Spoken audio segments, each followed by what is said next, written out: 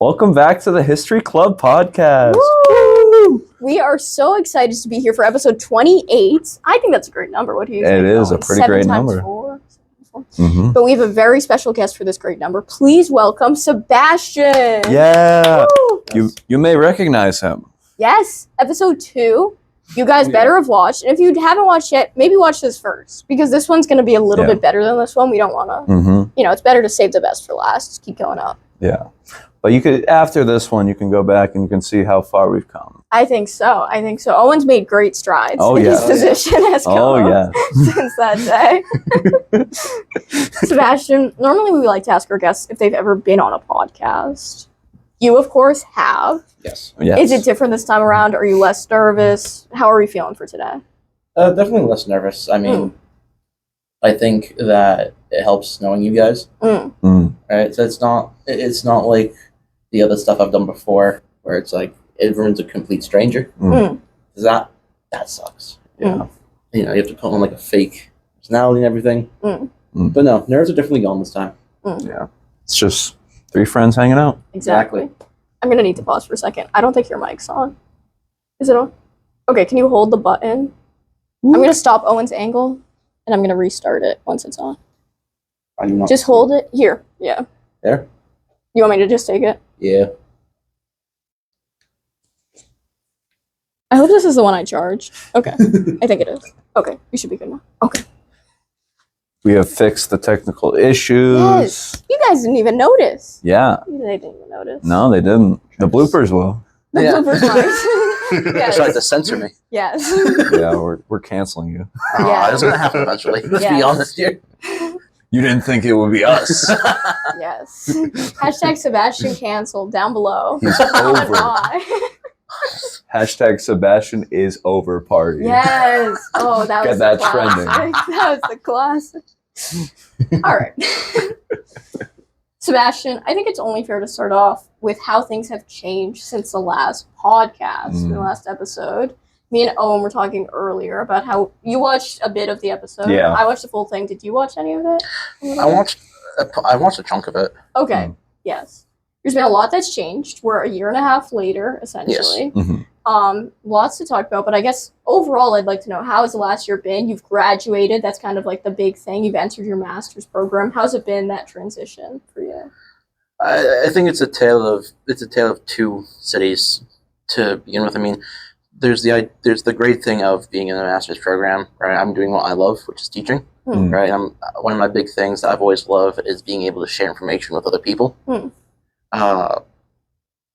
the courses I've loved, or I've gained certification to teach kids who can't speak English or English as their second language, which is important, especially for times where everyone is coming from different walks of life. There's the ongoing realization that English isn't a universal language. Right? There's been a shift in thinking of, okay, English isn't our first language. How can we help them? Like, how can we get them to a point where they can understand English? Right? How can we connect to them through their language? Which was, I think, interesting. The other tale of this program is it's almost all online. Right? So it's a bit of an ironic thing of we're learning how to teach but we're not actually in person doing it, right? A lot of our work has been reduced down to discussion boards. It's like, don't get me wrong, I love a good. I'm well familiar now. Oh yeah, it doesn't sound as bad when I say it. But once you go through it, it's so tedious. But if it's done right, like the class I'm in now, I love because everyone is interacting with each other. Right? Everyone's talking to each other. And it doesn't feel robotic, like if people are just going through the motions. We see that. We've all seen that, right? At one point or another. This one is more like, no, we're talking to each other, right? It's great. Like, we end up having 4 or 5 discussion posts each week. That's pretty good. You're not getting, I loved this point. Yeah. The one sentence of, great job writing this sentence. Like, no. No, it's people saying, I see what you're saying, but I disagree with you. Okay. Which I really like, because then someone else will come in from somewhere else and just say, well, I think you're wrong. And then you'll get this massive chain of going, you're wrong, you're wrong, you're wrong. Yeah. And then the professor going, you're all wrong. What class is this? This is teaching students with moderate disabilities. Oh, okay. Right, so the thing people think about, and the best way to describe it is a chunk of it, IEP work. Right?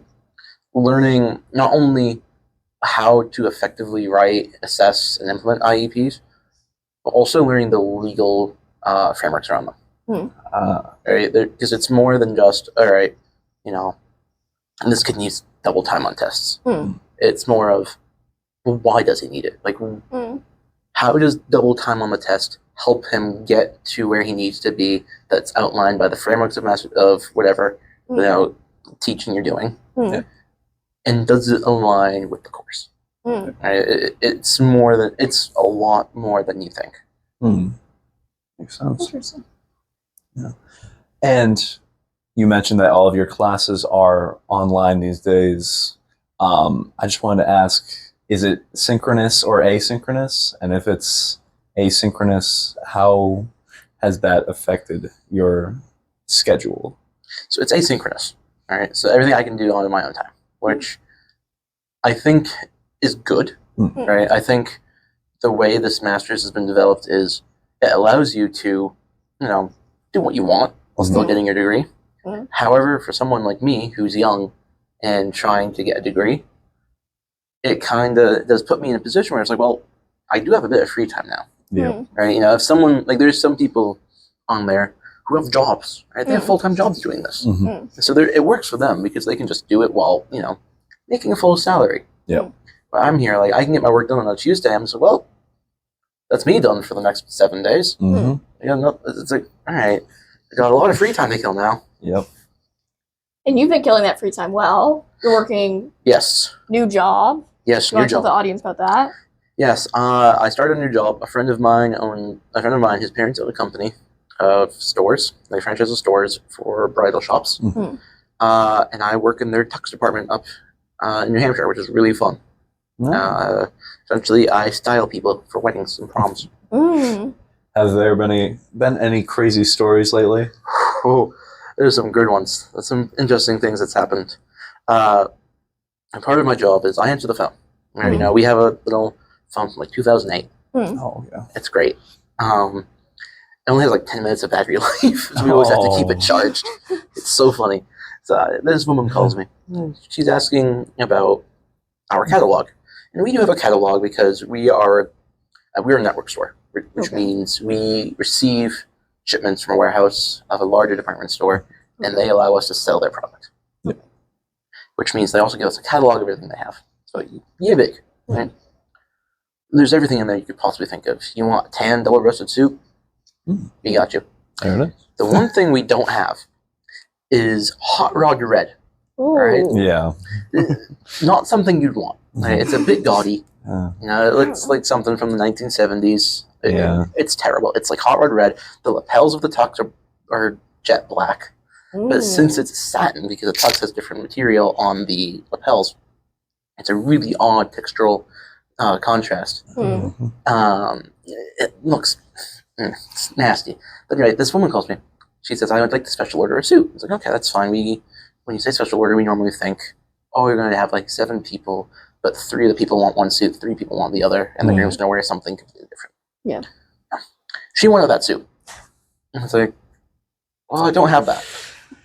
And she said, well, can you specially make it? No, we don't make the suits. We don't hang on to the red. The problem is, though, she was technically right because it was in the catalog. Oh no! It was in the catalog. It had the catalog number, and I'm looking at it because I'm sitting at my little desk, and I see it, and I'm like, I had to say to her, I was like, I know it says we have this. We really don't. Yeah. And she's like, can you just not call them and order them? I was like, they don't make them. Yeah.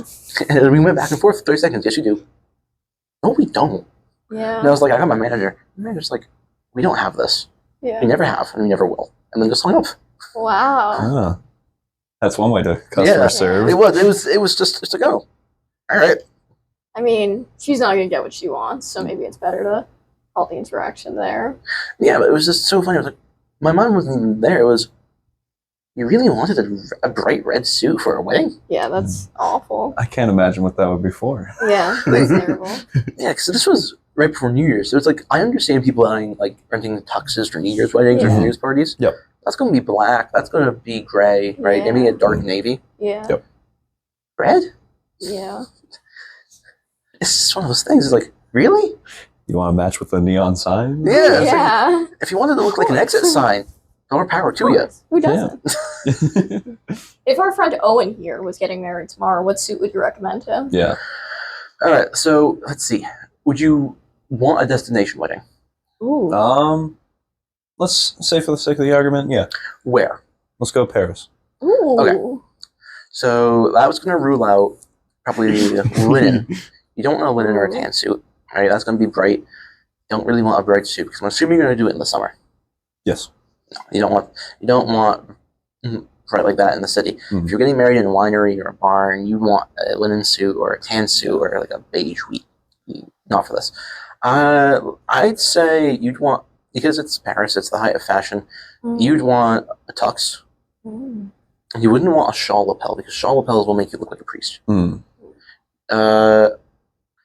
When you wear a suit, do your lapels have notches in them? I don't remember. Do they have like a little V here? I think so, yeah. Okay. So we'll keep with that. I think it would be a classic black tux. I wouldn't use a white shirt for you.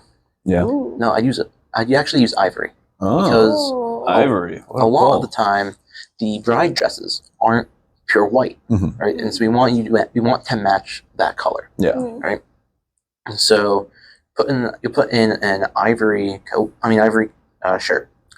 The tux itself will be made out of Italian wool because Italian wool actually breathes better than synthetic. Yeah. Oh, Synthetic will actually hold all of the heat in. Yeah. And if it's in summer, you don't want that. You want something that breathes better. The wool will keep you temperature regulated, so it'll let you move about a bit more. We won't do a cummerbund on you. We'll do a vest. Okay. Ooh, I could see that. And then you'll have a classic bow tie. Yeah. Long tie would not. I don't think long tie would suit you for that. No. Yeah. No. And the question is, do you want to be set apart from your groomsmen? That's a good question. Who are your groomsmen in yeah. this scenario? The wonderful guests that we've had on the podcast so far. Oh, all of them. Every single 25. All 25? Yeah. Yes. So to set them apart, normally what we'll do is pocket squares will be different, right? Okay. Or bow ties will be different. So if we put everyone else, like all the groomsmen, in the classic black bow tie, we can then put you in something dark. So maybe, sometimes we do paisley patterns. Right? Okay. So you can do a black bow tie with a white paisley pattern on it, and then have a matching pocket square for it. That would signify that you are the groom, and that everyone else are the groomsmen. Right? Or you can do it the other way around. You can have the classic black. Okay. They have the pattern. Another thing you can do to signify differential stuff is, since you'll be in a vest, the rest of the groomsmen can be in suspenders. Right? Because the idea is you are supposed to be elevated from everyone else at all times. Okay. So during the actual ceremony, you'll be full 3-piece, right, like everyone else. The pocket square and the tie will set you apart there. Okay. By the time the reception hits, the jacket's going to come off. You're going to be on the dance floor. Right? Yep. Everyone's going to be moving. It's going to be hot. People still want to know that you're the groom. The vest sets you apart there. The suspenders tell everyone else that they're the groomsmen. Yeah. That's nice. Interesting. I'm excited. Are we invited to this wedding? I mean, you're a groomsman. Yeah, you're a groomsman. Yeah, I'm a groomsman. You can be the groomsman too. Oh my god! Everyone's oh a my gosh, groomsman. I can't wait. It's like Oprah. Yeah, you're a groomsman. You're a groomsman. Yes. Wow. All of my favorite podcast guests will make it on. Yes, and special episode. Yes. Special episode. Owen gets married. Coming soon. Yes. Comment below who you want to see it with. Joe Biden, I know you have a bunch of grandkids. Nominate one of them. Owen would marry a Biden grandchild. If it was the right person as well. You know, We have to get along. Of course. We have to see, future. Yeah. We could also look at the money if you want to be shallow, but if we get along as people, I wouldn't be opposed. Okay, Joe, nominate somebody. All right. Oh, look at that. We sold it. We learned a lot about fashion I from planned a wedding. episode 26 guests. Jared. Yes. Season 3 is the peak of fashion for those Street Club podcasts. Yeah. Although you're wearing a crew, which, as I remember, Jared doesn't like as much as a hoodie, which you got. Yes, Jared prefers hoodies. Yes. Yes, Jared. I messed up again. Yeah, we wanted to make Jared mad. But I have jeans, Jared. I also have jeans, Jared. All three of us have jeans. Yes, we do.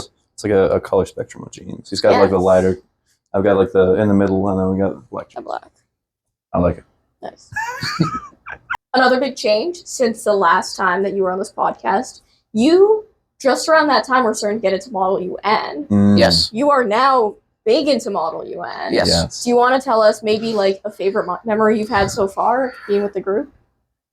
Can I do two? Yes, of course. All right. So I think the first one will always be normal. My first normal. I did not know what I was doing. I think the e-board at the time did a very good job in preparing, as best as they could for us. The problem was I still felt like an outsider, and then winning an award on that first run was a bit like okay, I get it now. So that was always a good moment because it was like, oh my god, I'm not just talking out of my butt and knowing what's going on. I think my second favorite memory is Numal of last year. I got to work with the great Anthony. Yes. You guys have seen that episode, right? Christmas special. Christmas special. Great episode. It was. I got to work with Anthony for a whole semester and really understand how to be a delegate, right? And his approach could not be more different than mine. All right, we all know him. He loves to take 3 paragraphs to get to one sentence. Right? But he's also very personal in the way he does it. You can't help but love him. Right? Yeah. And then even in the room, he'll say something that's against you, and you'll just go, "Oh, but he's so nice." It's just a thing that happens, right? Yeah. I'm the complete opposite. I've had people come up to me and say, "I don't like you," right? Outside of committee hours because of the way I debate. I've also had people come up to me and say, outside, in committee and outside committee, "You are the strongest person in this room. Your speeches are driving debate forward." It's a more high risk, high reward thing, which is I say what needs to be said, whether or not you want to hear it. Right? Anthony dances around the topic and makes it more palatable. And so learning from him of how to combine those two things was great. And it culminating in us winning Best L, I think was something I'll always remember. That's beautiful. That's wonderful. And this semester, actually, for our Model UN class, you have been assigned as the TA. Yes. And I wanted to ask you how your experience has been sort of adjusting to that role. So it's interesting. It started last semester, or no, two semesters ago, when we voted in the new e-board. I was getting ready to leave. He calls me over. He literally just takes me out of the room and goes, "Want to be a TA?" And I was like, "Okay." And they all right, cool, and left. So the whole idea of him asking me to do and all that wasn't some big ceremonious thing or big thing. It was, hey, you're doing this. So, all right, not gonna argue that. But no, the work actually started in the summer. Right? I was copied in, and kind of you saw we were used as kind of an idea board for you guys for the new board to understand, to help where we could. A lot of my stuff that I've been doing it's been numal stuff. Right? It's been prepping for teaching you guys how to be the best delegate there. Right? Because not as arrogant as this sounds, it is good to have me as the TA for this because I did just win here. right? But I started working 2 semesters ago. It started picking up in the summer, and then during the fall, in the latter half after normal, it was making sure that I was meeting with Jason and the other TA, making sure that we were all on the same page. You know, we were working on the syllabus, we were working on PowerPoints, right? And then it culminated in the semester. And so this semester, you guys are going to Belgium. Yes. Woohoo! Yeah. Are you excited? What's something you're looking forward to out of that trip? So I'm looking forward to it because it is a different city in Belgium. Because there was a whole like bit I was running, because I did just go to Belgium and got back 3 weeks ago. Yeah. It was great. Don't get me wrong. I love Belgium. Yeah. But the running joke was like, oh, I'm going there twice in 3 months. Yeah. Right. Can't complain. No, don't get me wrong. I'm not complaining at all. I'll always a trip to Belgium for $750 all in. Don't have to complain. Yeah. But no, it's going to be interesting. The schedule came out, right? And we're looking at it. It's going to be intense. Yeah. Right? It's going to be very, very, I think, for the new members, they're going to struggle. Yeah. I think the people who've been around a year or two, like us, I think we're going to do okay. I think we're going to flag on the last day or two. But I think the only person who's going to get through this is Stasha. She's the only one with the experience to do this. Right? People are going to be looking to her for help. But no, it's going to be good. It's going to be a good conference. It's going to be intense, but it's going to be good. And if you could give some tips to the audience out there who want to learn more about public speaking, what do you think would be like 3 things that should be most important for people to know? All right, well, so the first thing I'd say is cadence, right? Cadence is the way you speak. If you're speaking completely monotone, no one's going to listen to you. You sound like a robot. It's boring, right? If you're trying to capture the audience in a smaller room, you want to, sound more personable. You want to sound more, what we call in education, more humanized, right? You want to make it sound like that you're talking to the person next to you in a conversational tone, right? You don't want to use big words. Your cadence needs to flow, it needs to be gentle, right? It needs to be, overall, a softer approach. In a larger room, that's when you use your big words. That's when you, quote unquote, assert dominance, right? You want to be loud. You want to be, compared to how you're talking in a small room, you want to be more assertive. You want to be louder. You want to be harsher, right? So I say your cadence is really important. Your hand movement is going to be equally important, right? If you're talking with your hands in your pockets, no one's going to listen to me if my hands are down here. I'm talking to you guys, and for this is perfect, right? My hands have been here, right? I've been holding the mug. I've been talking with my hands. That, it shows interaction. No. I'd say hand movement is really important. And the last is eye contact, right? Eye contact, I think, really it's a fundamental. Exactly.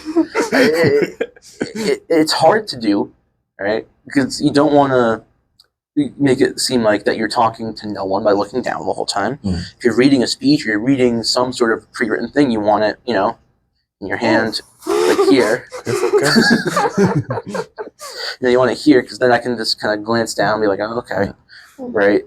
I'm not sure. You guys haven't been in the room with me from audio, but I carry a little small notebook with me. I've seen you in mock debate. Yeah. Yeah, you've seen me in mock debate. I carry a little notebook, and it has stuff in there that I say, but it keeps my eyes up, right?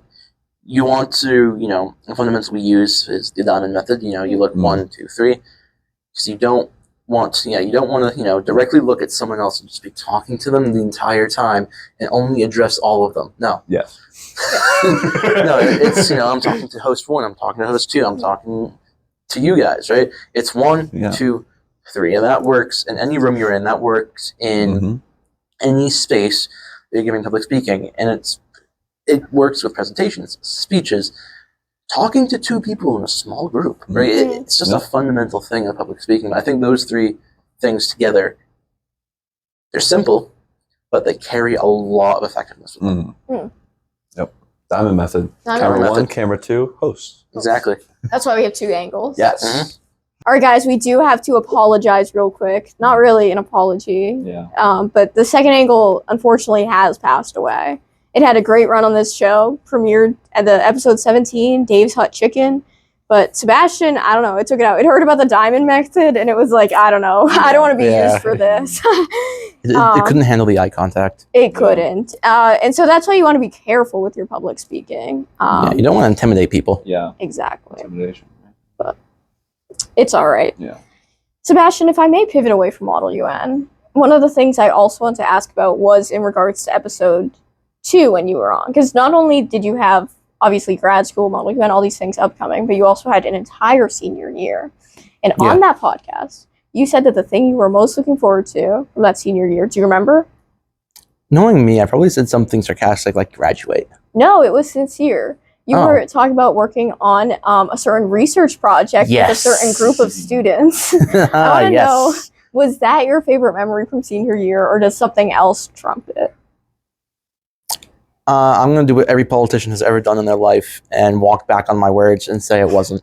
Yeah. Well, you made a prediction. You made a prediction. You didn't know. God, I feel like Adam Rank anytime he tries to predict a game. Oh, God. No, it wasn't my favorite memory. However, it did provide me with a lot of different memories and a lot of different experiences and things that have outlasted that project, which I'm very happy about. Yeah. Yeah. And I also wanted to ask a question about episode 2, because you previously stated that Chapel Roan is overrated. I knew that's going to happen. And I wanted to have your thoughts shifted with new songs that have come out, or like the amount of time that's passed. And I also wanted to get more hot takes from you. Oh, I love doing hot takes when it comes to music. No, I think that she has gotten a bit more flack, right? I think people kind of realize there's that some of it was a bit of a one-trick pony, right? I see what you did there. Yeah. But I think some of it is, some of the flack is warranted. I think that she's kind of finally found her footing now as an established artist, and she's kind of figured out how the game works. Is she properly rated now? I still think she's slightly overrated. I think she plays into the shock factor a bit too much. Right? But don't get me wrong. Music has always been about, how you present yourself. It's always been, can I make some sort of stance? Can I make myself known? How can I do it? How can I be flashy? What's the X factor I bring to this industry? Because for every one good person we see that are on the charts, there's probably like 300 people that could do the exact same thing. So I think that she's playing into that a bit too much, like we saw at the Grammys.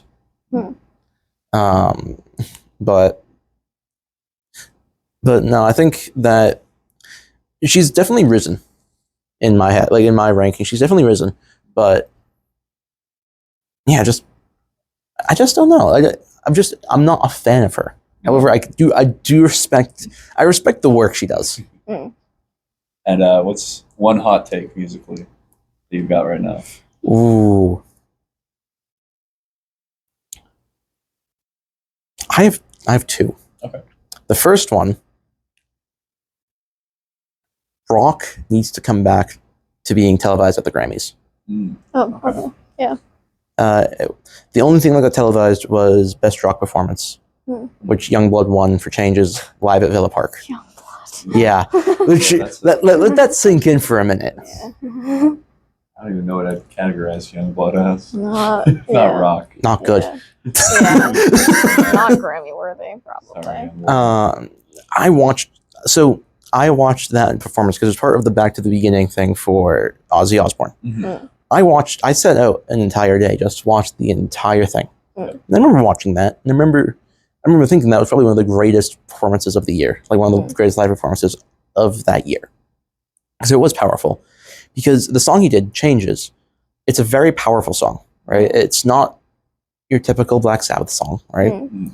The original recording had drums, bass, a piano, and from what I could hear was some sort of early synth that was repeating a synth note or like a string note. Yeah. But the way synths worked when they first recorded that was completely different from how they worked in the 80s and the 90s and so on. Like the way we know synths now is not how they worked back then. So it's hard to decide. It's hard to determine what it is just based on listening on it. But it's one of those things. It's a very simple song that way. Mm.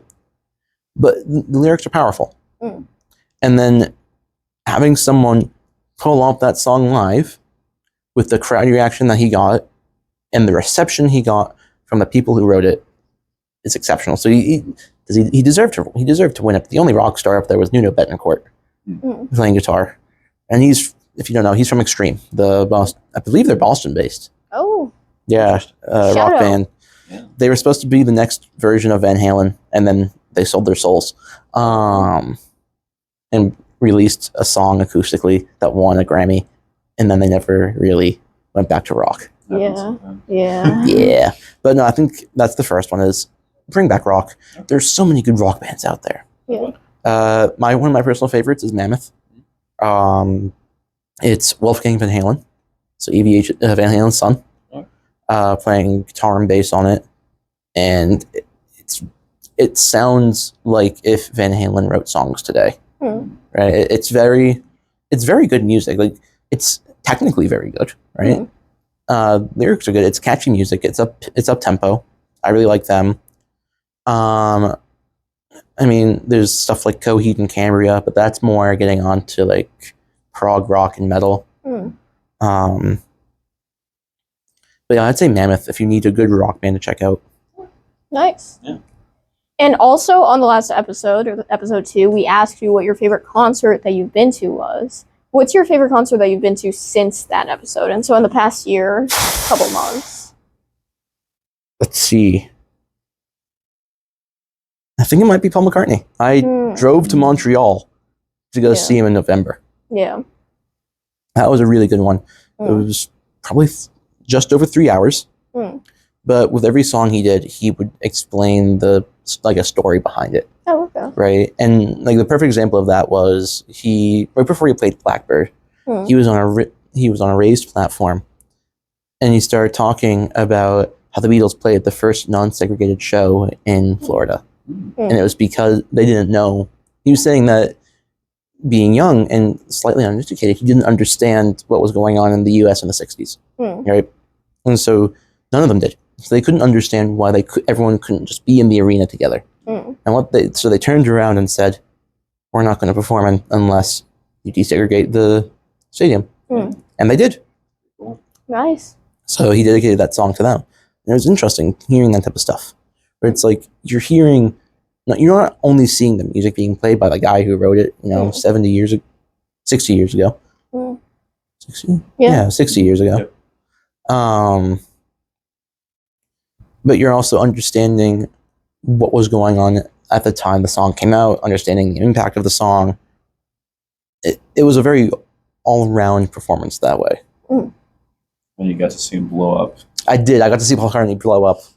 That was a great one. Yeah, during Live and Let Die, he does this like big explosion thing that's right by his piano. Yeah. And there's videos online where it just edits where he just goes live and let die, and they just explode. Yeah, they put the pyrotechnic right in front of his feet in the piano. That's dangerous. That is not a young man. No, he's 82, I think. 82. I mean, he must be at this point. Yeah, because I saw him. Yeah, because I saw him on his 80th birthday. Oh, happy birthday, Paul! Yeah, I saw back in 2023, I think. Yeah, it's 2023. I saw him, and it was that fun when we sang "Happy Birthday" to him. Oh wow! Happy birthday, Paul. Yeah. If you have a grandchild for Owen, comment below as well. Stella's taken. Oh, is the grandchild taken? Sorry. Yeah, Stella's taken. Sorry, dude. Okay. We gotta make this wedding happen, guys. We just, every old man ask them, do you have a grandchild? Listen, I love inheritance. You could own his. You could be the manager of his estate. Yes. Right? That would be cool. We could manage it live on the pod. Yeah. Yes. I'm a good budgeting guy. Yes. And we're back. We're back. We never left. Welcome back, everyone. I think that it will be really important for us to talk about something that we've talked about a lot on many different episodes. How we had a fantasy football season going on, and you made it to the playoffs actually for the. I did. How did it go for you? This season? So if we'll do a season recap first. The playoffs were its own thing. My team was boom or bust every week, right? Yep. It was high risk, high reward. You know, I had good players, right? You know, my quarterback room, I think I would argue it was the strongest in the league. I mean, Tanner's was good. Yeah. I think he was the only one. I think he and I think had the best. My tight end, I think my tight end was the best one. So I had Brock Bauer, but he was boom or bust. But no, the name of the game for that season was play the waiver wire, right? You know, I started off, it was a rough start, so I lost the first game, and then it was like lost win. Went on a streak of winning 8 games, and then lost the final 2, which put me as the 4 seed into the playoffs, which wasn't great, you know, because it meant I had to play the 1 seed, which was Evan. Sure. Yes. Hopefully. Yeah. And he and I had that. It was a battle. It was a real battle. Because I was winning, and I had quite a sizable lead. It was like 250 something to 66. Or no, it was 248 to 66. He then beat me 249. Oh. On the final day. Yeah. And I remember he and I were talking about it, and we were sitting there. We saw the numbers go up. We're like, oh no! And then we saw 249 on Tuesday morning. I was like, yeah. It was a tough loss. It was tough, but it was a good season. There were a few times where it was I pulled some wins out of nowhere where I really shouldn't have won. Like I picked up Woody Marks of all guys, the backup running back for Texas. The Woody Marks game. And I'll always remember this. I was with Evan and Colin. I was playing Colin, and he goes, "Who the hell is Woody Marks?" Woody Marks scored 28 points and helped me beat Colin that day. Beautiful. And while Evan's sitting across from us just dying of laughter, because every 5 minutes Woody Marks would either get like a 20-yard run or he'd score. And he's like, fucking Woody Marks. That's awesome. I just realized that's what. Can I swear? Yes, of course. Yeah. No, we're gonna bleep you. No, we had Caden on the podcast. Oh, we Jesus. Didn't swear once. But yeah, it was like that all the time. That was, I think, was like the highlight of what my team was. It was who the fuck is that guy? Yeah. Ah, shit, he beat me. Yeah. Oh, come on. That was a good one.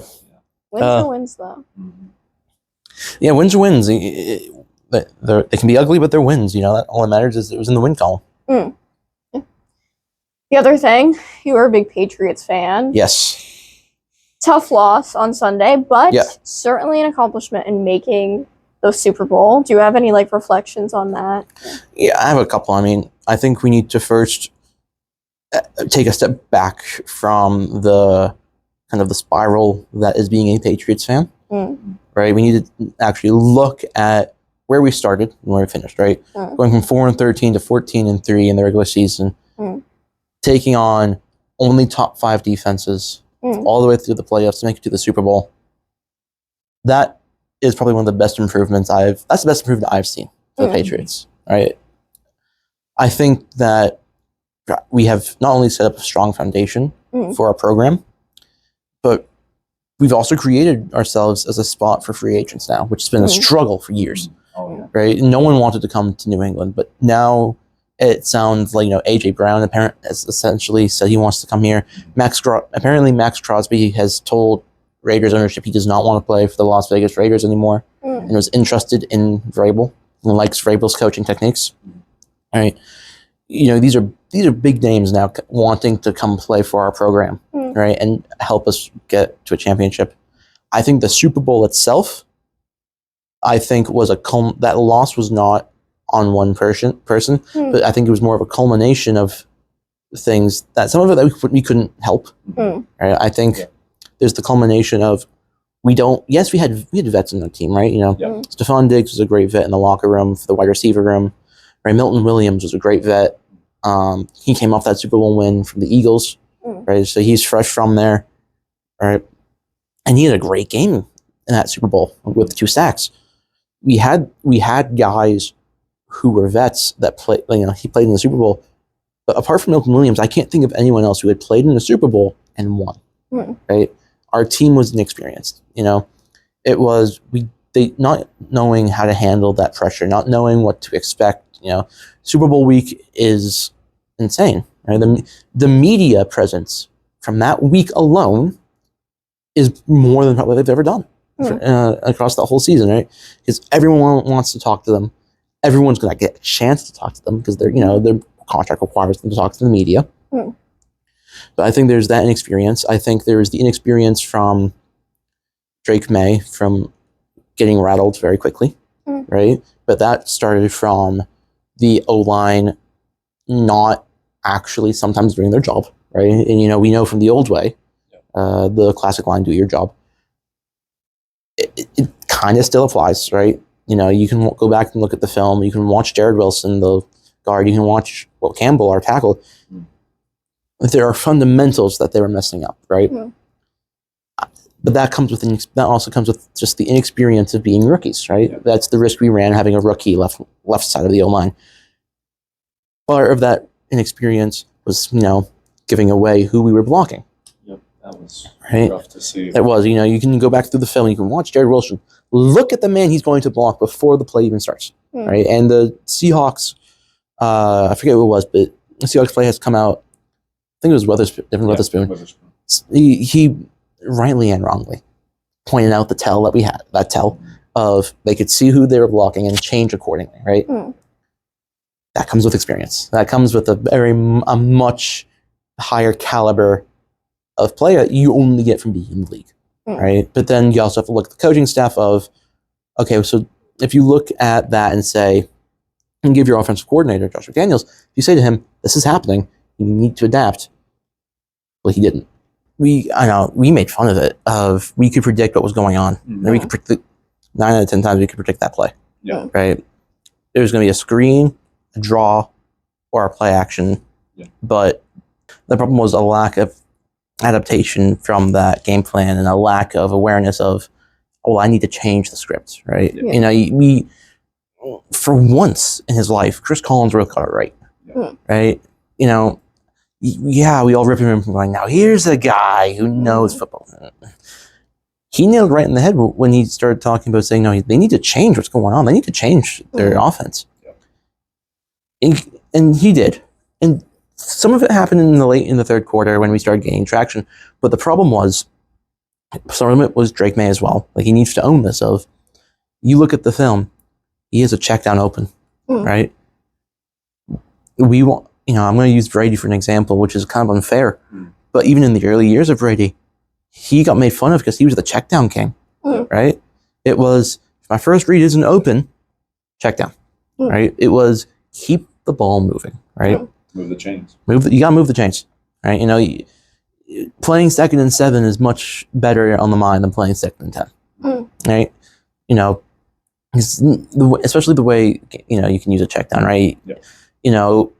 On simple pass plays, you can use a check down to even bring him back to block first, to set a block, and then release after 2 seconds, right?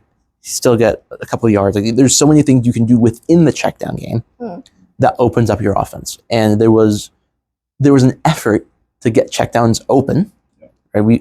I picked up on that, but I think Drake May got into the mentality of I need to keep moving this ball. I need to get downfield.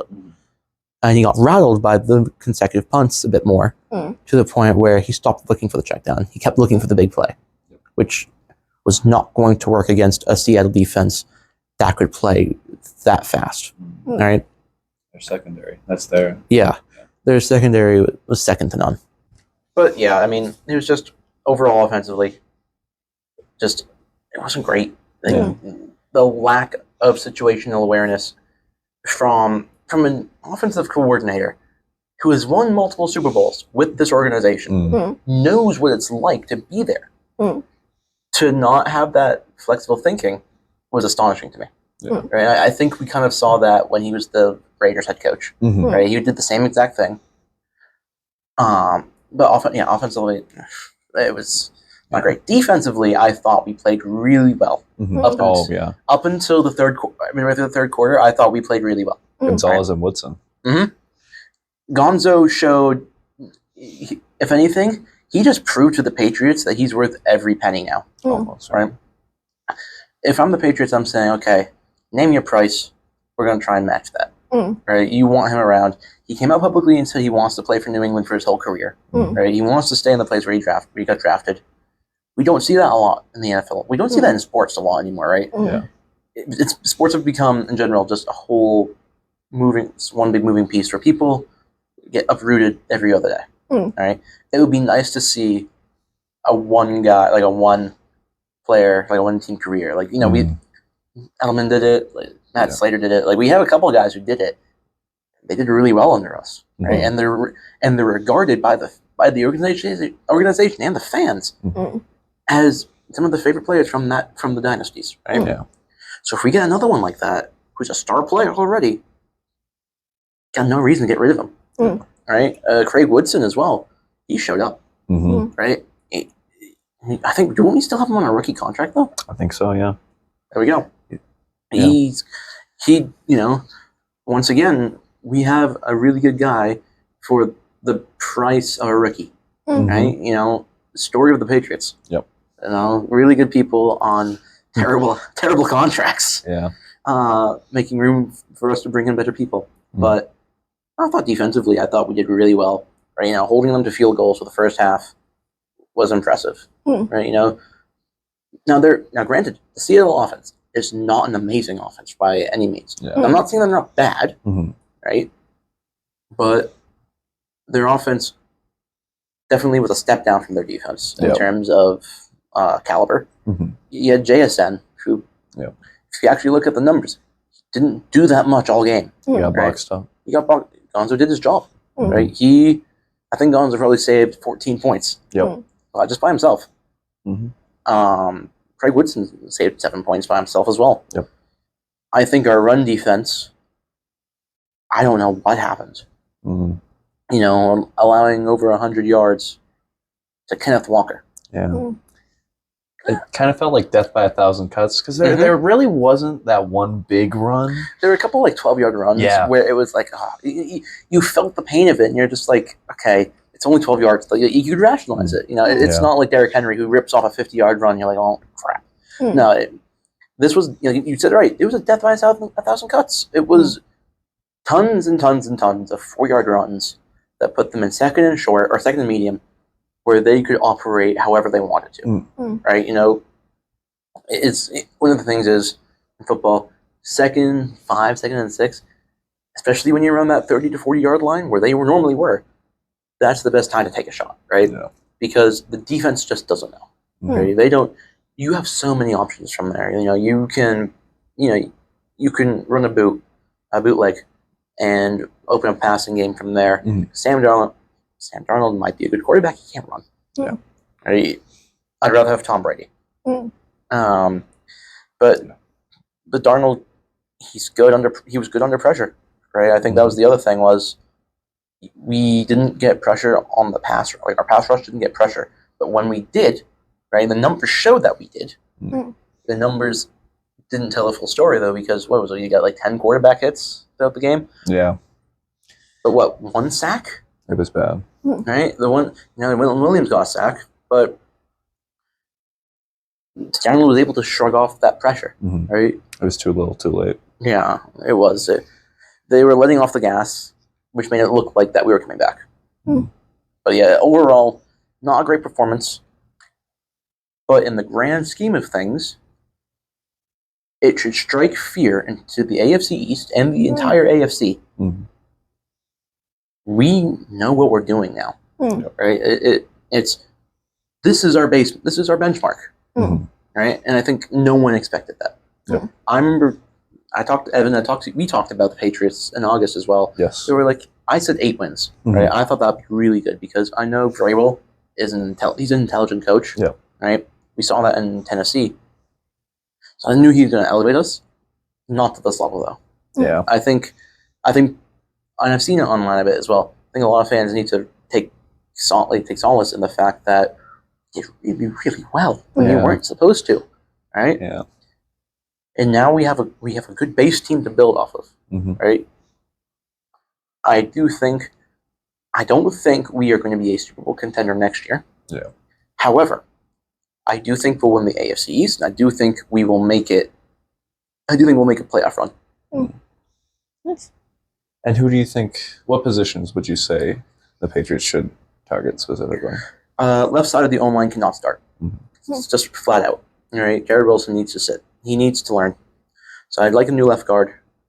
I'd like a new left tackle. Right. I'm not saying that Will Campbell can't do it. Yeah. Right. I think he needs to learn. I'd like a vet to come in. This is going to be a hot take. I do think Trent Brown could work. In New England? I don't know. Look, he's been with us twice already, right?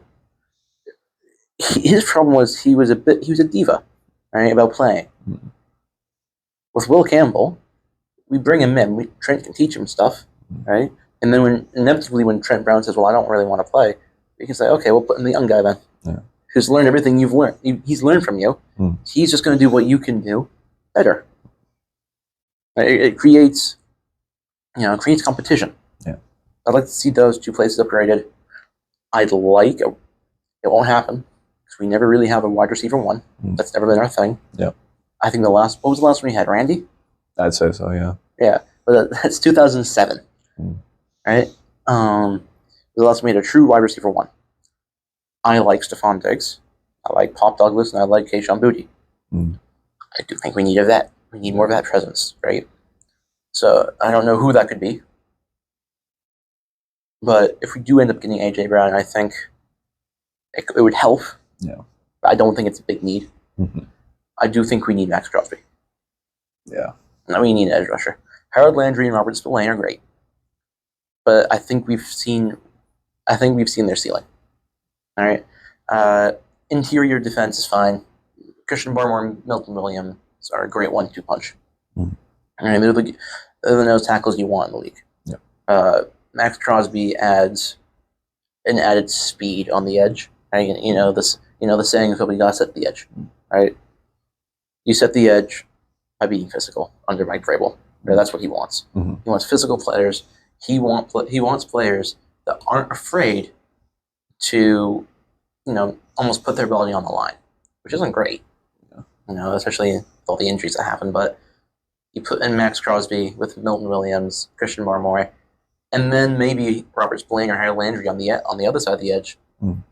It's no longer okay. Well, there's only one big pressure happening. It's now the offensive coordinators around the league will say, okay, well, how do we script beginning with Milton Williams and Max Crosby? Right? How do we script? But if they move Max Crosby, how do you script for Harold Landry? Right? Yep. It becomes our defense becomes multidimensional, and that is something that this team hasn't been for years.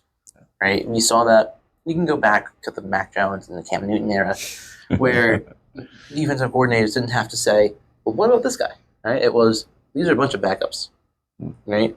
On defense, you had, the only one about guy was, what about J.C. Jackson, right? Yeah. Back then. So we need that multidimensional thing. We need players that make coordinators say, well, I need to change my script to watch him. All right. Yeah. Well, we have a vision for the Patriots. All right. We are back. And it is time for rapid Fire questions. But first, we of course have to ask our question from last week's guest, episode 27, Evan. Yes. Evan wanted to know, do robots deserve rights? Ooh. Or not?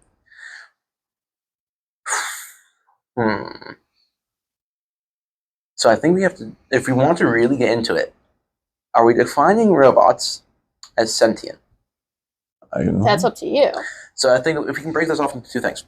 If we're defining robots as sentient, then yes. If they're sentient beings, they deserve rights, right? Mm. You know, because at that point, the question goes from whether or not you're a robot to just because you're a robot doesn't mean you don't get rights, because then they could be technically protected by their own civil liberties they have within this country.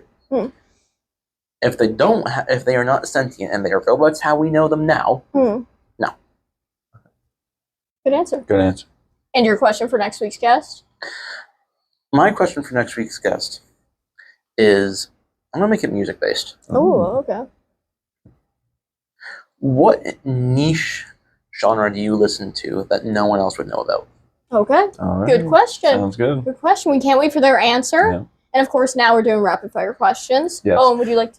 Quick shout out. Welcome back to Second Camera. Yes. What's up? And first angle, you might have moved a little bit. Yeah. This has been quite the day. It I have has been been. centered on this one. Yes. That's your angle. This is your me. angle. It's just Yes. been me the whole entire time. That's what This it's is for. framing. This is the diamond method. Yeah. Yes. It recovered. Anyways, All right. back to it. Back to it. Rapid fire question number 1 for you. So usually I like to start off my rapid fire questions by asking my guests what the favorite book is that you've read previously. But you don't read. This causes a lot of problems for me. Therefore, what's the last book you've read? Okay, so the last book I've read, I mean, okay, I think the last one I read was for a class, and I loved it to death. I thought it was really good. It was called Myths of American History, something along the lines of that. I can't remember the exact title. I'll get it. But essentially what it did was, it was like Mythbusters, but for American history and revolutionary history, where it took famous stories that we all grew up with in American history here in the U.S., and then put historical context into it so that we can now teach it properly, right? And it takes a second to look at why we use these stories. Like, for example, did you ever learn about Molly Pitcher? I think I've heard of her. All right, so I'll use a different one. Paul Revere is right. Oh, yep. Fake. Kind of. Yes. Did someone named Paul Revere ride a horse doing that? Well, yeah. Was it the only way people found out? No. No, there was another writer, right? We don't talk about him.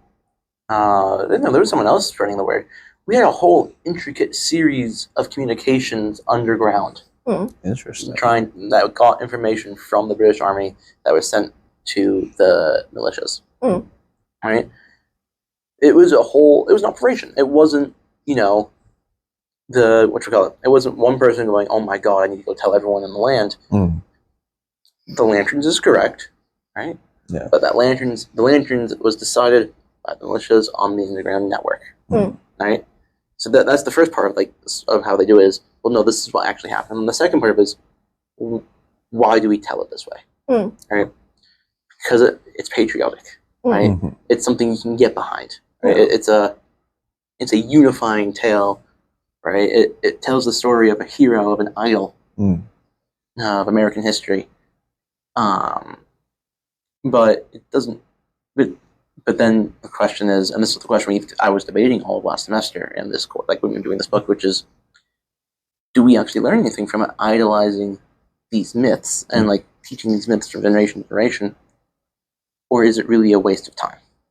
Right, and that's why I love the book, because there's no right answer to this, but there's always, it allows you to see how other people view the same historical event, right?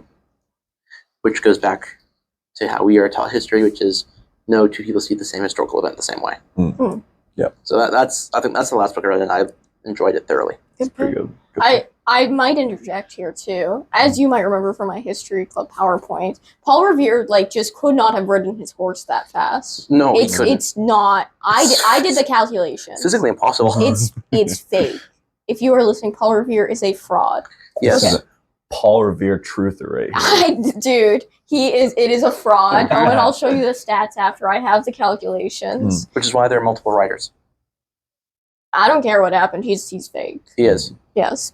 Anyways, rapid fire question number 2. You've traveled a lot of places since your last appearance on the pod. What's been your favorite place to travel in the past year or so? I'm going to say Brussels. Right? Yes, it's the most recent, but it's Brussels.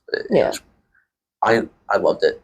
Yeah. Right? The weather was nice. I thought it was nice. It was 30s and mildly snowing every day. No, I loved it there. I loved the culture. Right? I loved the way that everything was done. Like you had a great mix of new and old, right? Because where I stayed, it was like, all right, there's the train station, brand new. 2 minutes away from me is the Museum of Musical Instruments with instruments that are 500, 600 years old from ancient times. And you're like, all right, cool. Right next to that is the Royal Palace, and you're like, what's going on? Yeah. And I was actually going to ask a sort of similar question about your travels. What's one place, because you've gone to so many different places, as I knew, what's one place that you really wanted to go, but you haven't been able to go yet? 2 places. Oh. China. I spent so long studying, learning Chinese and doing Chinese culture that I want to go to a couple of cities in China. Spend a month, not a month, but spend 2 or 3 weeks there, just traveling around, because that country, it's so big that no 2 cities are alike, right? You can go to Beijing and get the actual city life, but then you can go out an hour out into the countryside. They're speaking a completely different language, but you're going to get really good food, right?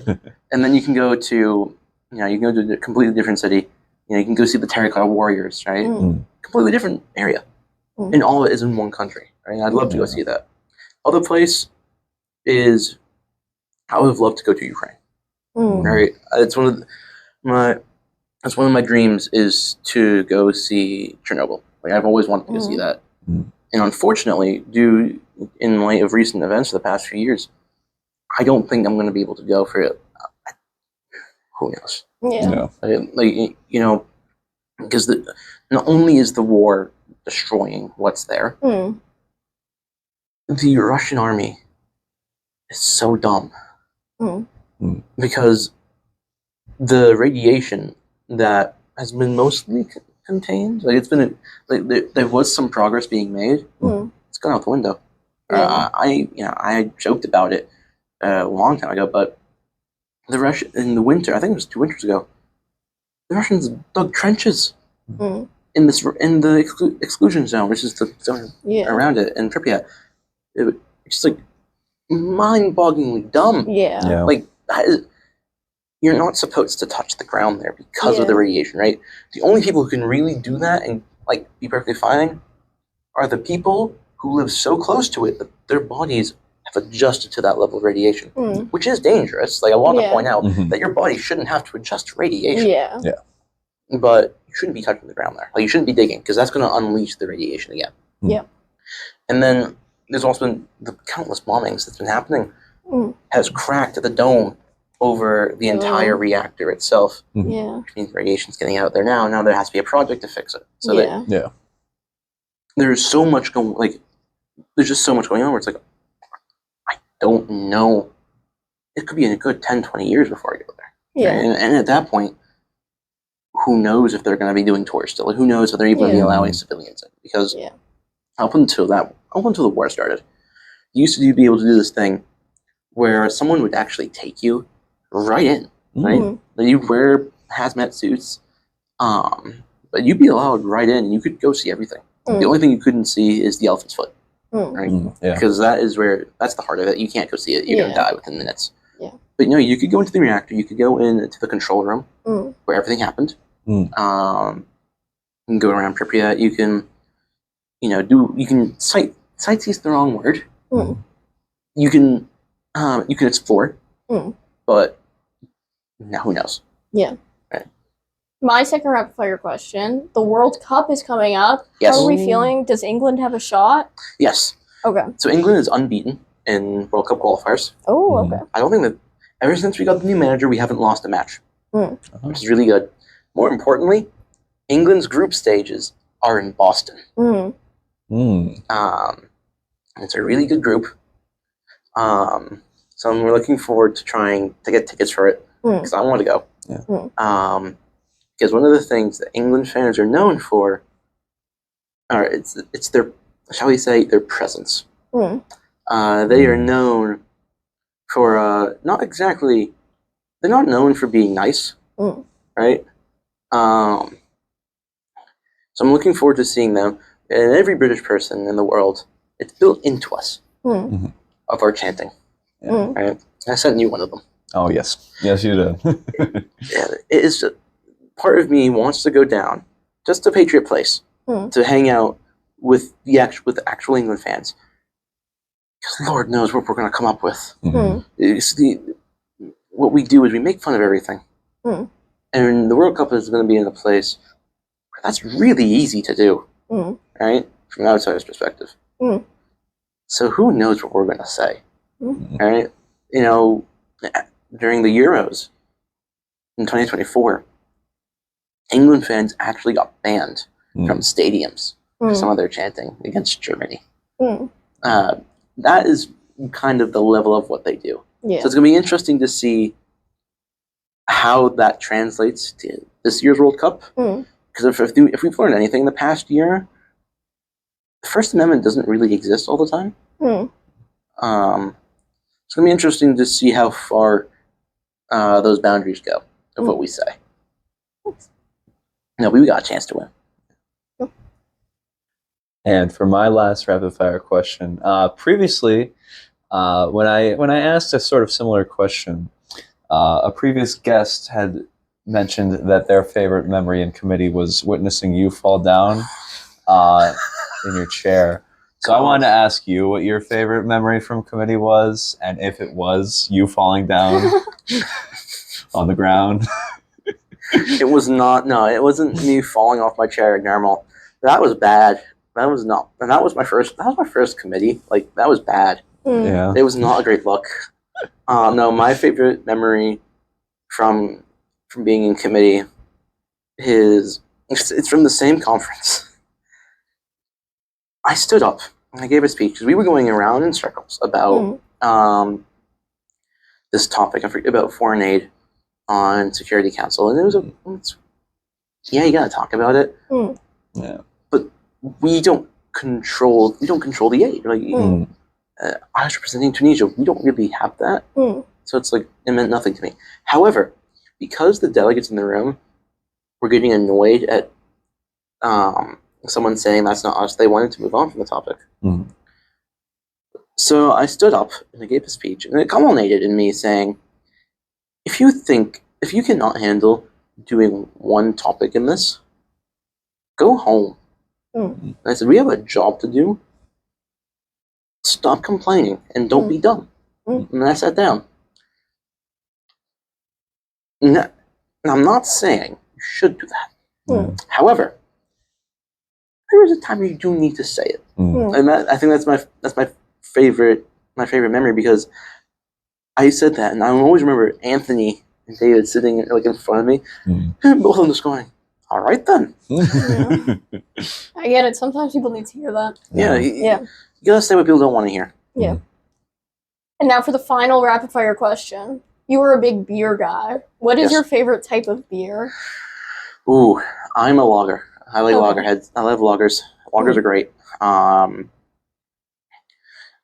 That's why I like Belgium a lot, because they do a lot of lagers, right? You know, they also just have a great variety because it's their culture. But no, I think lagers are great because you can, within a lager, you can get different types, you can get different flavors. There's always something to match what someone wants, right? It's not like, it's not like a Pilsner where it's going to taste a bit earthy because it's made a different way. Lagers are very traditional. You know what you're going to get. They're safe. Yeah. Right? If you're just starting, like, if you're getting your first drink, they're a really safe bet. In England, you're watching the football. You get a lager. That's what you're going to get. Yeah. Right? It's just the standard. Yeah. Lagers are really great. And then I do like Belgian wheat. Okay. All right. And you'll have to have a lot of that in Belgium and report back. Yes, I'm hoping, if the schedule permits, if we have enough time, to get people to go to the Belgian Beer World Experience. Yes. Which is it's a UNESCO heritage site.